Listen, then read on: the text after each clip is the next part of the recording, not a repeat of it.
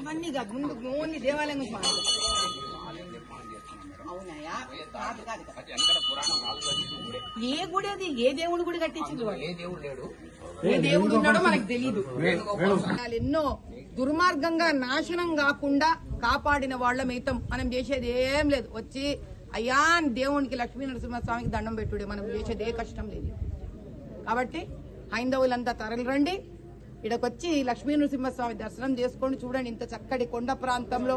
సంవత్సరాల క్రితం అంటే ఇంచుమించు త్రేతాయుగం కన్నా వెనక, అంటే లక్ష్మీ నరసింహస్వామి ఎప్పుడైతే ప్రహ్లాదుడి కోసం వచ్చిండో ఆయన అవతారం చల్లార్చినక వెంటనే వచ్చిన దేవాలయం ఇది అని లెక్క మనకి. ఇంత పురాతనమైన లక్ష్మీ నరసింహస్వామి దేవాలయం, ఎంత శక్తివంతమైన గర్భాలయం. మీరు చిన్న గరుడి బొమ్మ చూసింటారాడ. ఆ గరుడి బొమ్మ ఏందిరా అంటే విష్ణుకుండులు, అంటే 3000 సంవత్సరాల క్రితమే విష్ణుకుండుల సామ్రాజ్యం రాజులు ఈడ ఇదంతా గర్భాలయాన్ని మంచిగా చేసి ఆ గరుడని కూడా ఆడబెట్టి అప్పటి నుంచి కూడా మళ్లీ పూజలు మొదలుపెట్టి జరగడం జరిగింది.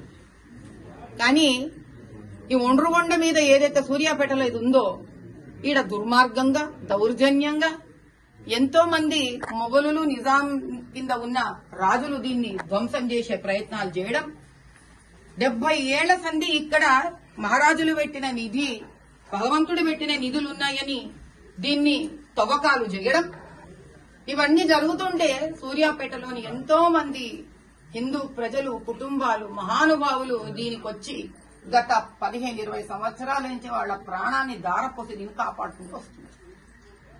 రాహుకేతుల సమస్య ఉన్నా, ప్రబలమున్నా, పిల్లలకు పెళ్ళైతలేదన్నా, చదువులు వస్తలేవన్నా, ఉద్యోగాలు వస్తలేవన్నా, ఆస్తులు పోతున్నాయన్నా, బిజినెస్ నాశనం అవుతుందన్నా, వీటిలన్నిటికీ కూడా మన గ్రహ స్థానాలు మన జాతకంలోని చాలా ప్రభావం ఉంటుంది. అది తగ్గాలంటే మనం దేవాలయాలు పోతే ఎటువంటి గుళ్ళు అంటే ముఖ్యంగా అమ్మవారి గుళ్ళు, నరసింహస్వామి గుడి, ఇలాంటి గుళ్ళు వెళ్తాం.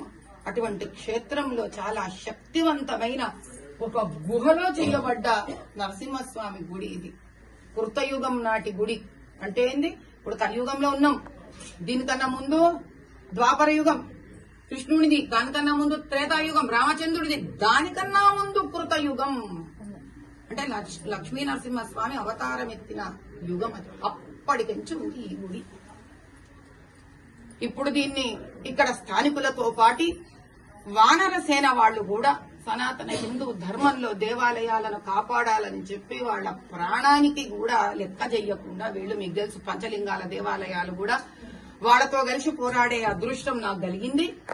అట్లా వాళ్ళు ఇక్కడ కూడా ఈ దేవాలయాన్ని, దీంతో పాటి మా ఆంజనేయ స్వామి ఉన్నాడు, ఆయన కూడా ఏం చిన్న పన తక్కువ కాదు, 7 నుంచి 8 అడుగులు ధ్వజస్తంభం లెక్క ఉంటాడు.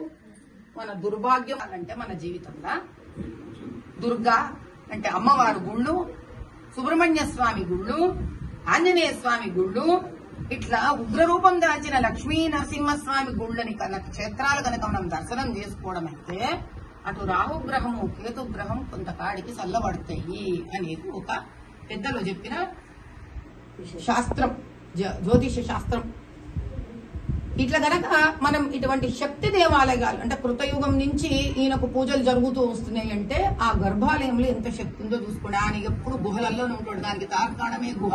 ఈ దినం నేను ఒక గుహలోనే నిలబడి కూర్చొని మాట్లాడుతున్న ఆడమాన లక్ష్మీ నరసింహస్వామి అంటే ఇంచుమించు 7000 సంవత్సరాల కన్నా ముందు గుడి ఇది.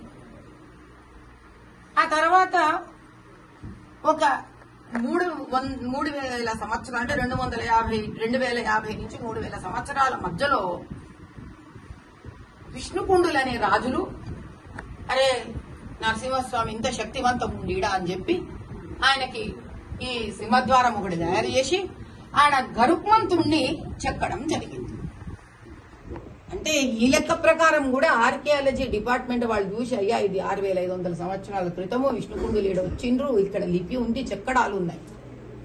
కాబట్టి ఖచ్చితంగా మన ఇళ్లలో ఆడపిల్లలతోని గాని మగపిల్లలతోని గాని మనకి మస్తు కష్టాలు ఇబ్బందులు ఉంటే గాన, వేరే వేరే మతాల వాళ్ళని పట్టుకొని మన పిల్లలు పోతున్నారనే బాధలు ఉంటే గాన, హిందూ ధర్మంలో మత మార్పులు జరుగుతున్నాయనే కష్టాలు ఉంటే గాన, లేదు మేము పెళ్లిళ్ళు చేయాలనుకుంటున్నాం, ఆడపిల్లలకి పెళ్లిళ్ళు అయితే లేదు, పిల్లగాళ్ళు ఉద్యోగాలు ఎత్తుక్కుంటున్నారు, ఉద్యోగాలు వస్తలేవు, ఆరోగ్యాలు మంచిగా ఉంటలేవు, ఏది చేసినా కూడా ముందు పోతలేదనే బాధలు కనుక మిమ్మల్ని పీడిస్తుంటే తప్పకుండా ఈ ఉండ్రుకొండ సూర్యాపేటకు రావాల్సిందే. ఈడ ఈ లక్ష్మీ నరసింహస్వామి దర్శనం చేసుకుంటే ఎంతో కొంత శాంతి కలుగుతుంది. నేను కూడా ఈరోజు వచ్చిన, ఎందుకంటే నా ప్రజలకు న్యాయం జరుగుతలేదు, రాజకీయంగా అంటేనే రాజకీయంగా నా ప్రజలు అన్యాయం అవుతున్నారు. ఏ దినం నా తెలంగాణ ప్రజలకి న్యాయం వస్తుందరా తండ్రి అని నేను అడుక్కోనికి ఇంత దూరం వచ్చినా. కాబట్టి తెలంగాణ ప్రజలే కాదు, ఇది తెలుగు అర్థమయ్యే ప్రజలంతా ప్రపంచంలో ఏడ ఉన్నా కూడా దయచేసి ఈ గుడికి రావాలి. 6500 సంవత్సరాల కన్నా కృతయుగంలో ముందు నిలబడిన ఈ లక్ష్మీ నృసింహస్వామి దేవాలయ దర్శనం చేసుకోవాలి. జయ బోలో శ్రీమన్నారాయణ భగవానికి. దేవాలయం అంటే మా శివయ్య దేవాలయం ఉంది. రావాలి నాయన, రావాలి. మన దేవుడిని మనం ఈ దినం కాపాడుకోకుంటే మనకి ఇది టైం పాస్ అయితే గనక, మనకి ఇది గనక ఇట్లా మనకు టైం ఉన్న నాడు మేము ఈడబోతాం ఆడబోతాం అనుకుంటా కనుక రేపటి కాడికి పుస్తకట్టే సాంప్రదాయం కూడా నాశనం అయిపోతుంది. తల్లిదండ్రులకి ఇంత పిండం పెట్టే ప్రధానం కూడా నాశనం అయిపోతుంది. చేసుకోవాలి. సూర్యాపేటలో మీరు నమ్మరు గాని 18 దేవాలయాలు ఉన్నాయి. ఈడ 6500 సంవత్సరాల నుంచి ఈడ 4-5 దేవాలయాలు ప్రసిద్ధికి ఉన్నాయి. ఒకటే రామాలయం ఉంది. నాకే మంచిగా అనిపిస్తలేదు. గిన్ని దినాల నుంచి వానర సైన్యం పుణ్యమాని ఈ దినం పిలిస్తే నేను ఈడ దాకా వచ్చిన. అక్కడ చూడరు ఒక్కసారి అడవి చూపించురు నాయన, ఎంత మస్తుంది. ట్రెక్కింగ్ గిక్కింగ్ అన్ని నడుస్తాయి. ఈడ ఎన్ని అడవులున్నాయి. ఈడ ఇంత ప్రకృతి దర్శనం, ఎన్ని కొలను, ఆ నీళ్లు చూడు ఎంత అందంగా ఉంది. ఇంకా వాసన వచ్చే హుసేన్ సాగర్ దగ్గర నిలబడతాం మనం. ఒక దినం ఈడకి రానికి మనకి చేత కాదు. ఎంత పుణ్యం చూపిట. లక్ష్మీ నరసింహస్వామి దర్శనమే ఆయన, ఇట్లా చెరువుల దర్శనమే ఆయన, అడవులేంది, అందమేంది. రామచంద్రుడి దేవాలయము, ఆయన కూడా అడవులలో పాలే తిరిగిండు మొత్తము. అక్కడ ఆంజనేయ స్వామి ఉండు. కర్మ దిగాలనంటే ఆయన రండి. బొట్లు లేవు, గిట్లు లేవు, మంగళసూత్రాలు లేవు, మిట్టలు లేవు, చీరలు లేవు, ఏమి లేవు. కడాపడికి ఇంకో 2 తరాలైతే గనక ప్రపంచంకి 140 కోట్లు ఉన్నాం మనం. దాంట్లో 130 కోట్లు హిందువులు ఉన్నాం. ప్రపంచం అంతా మన మీద పడుతుంది. మనం షాకిరీ చేసుడు, వాళ్ళ ధర్మాన్ని పోషించుడు అవుతుంది. దేవుడు ఎప్పుడు గుర్తుకొస్తాడంటే పండుగలు వచ్చినప్పుడు గుర్తుకొస్తుంది. దేవుడు గుర్తుకొస్తాడు, బతుకమ్మ గుర్తుకొస్తుంది, అమ్మోత్పత్తి. దాని తర్వాత బోనాలు గుర్తుకొస్తుంది.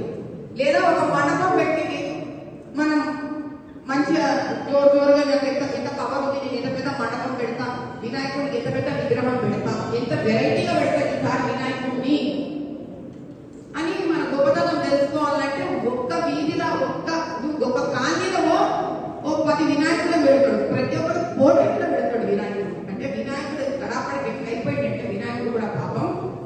ఈ వినాయకుడు ఆ వినాయకుడు కొట్టుకోవడం మొదలు పెట్టే సంస్థకి వచ్చేసి మరి చెప్పాలంటే ఇక వినాయకుడిని పొద్దున పెడతాం మనం. రాత్రి ఆ వినాయకుడు మండపం కింద ఏం చేస్తాము, దేవుడు ఎవరుతుంటాడు పైన వినాయకుడు.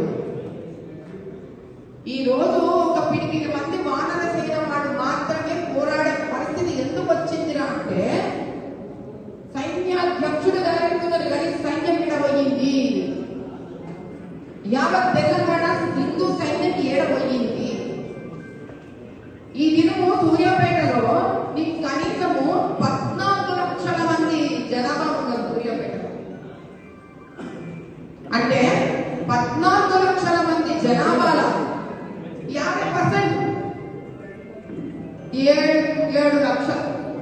అందులో ఒక సగం తీసేసే 3.5 లక్షలు. కనీసం సూర్యాపేటలోని 3.5 లక్షల మంది హైందవులు సైన్యం కింద తయారైతే ఎవ్వంటి దమ్ము ఉండదు ఆంజనేయ విగ్రహం కింద వాడబడ్డది. లక్ష్మీ నరసింహస్వామి దేవాలయం ఈ రోజు అంటే వెలగలబోతూ ఉంటుందా? ఎవరైనా ఒకరైనా వికీపీడియా చూసిండ్రా? అలా రామాలయం పేరు లేదు, ఆంజనేయ స్వామి 7 అడుగులు ఆయన పేరు లేదు. అంటే సగం పైన మన దేవాలయాల పేరు ఈరోజు ఇంటర్నెట్ లో కూడా లేవు. అది ఉన్ననాడు కనీసం కింద పడేది పద్ధతి జరుగుతుంది. ఎట్లయిపోయిందంటే ఈరోజు కాలంలో నీవు కార్తీక మాసంలో వనభోజనం చేయాలంటే మనం 7 అడుగులు 2 అడుగులు 2 అడుగులాగా పరిస్థితిలో విడిగా ఏ రకాలు ఉన్నాయో 2 చెట్లు ఉంటే చెట్టు కింద 2 లక్షల మంది 14 లక్షల మందికి 2 లక్షల మంది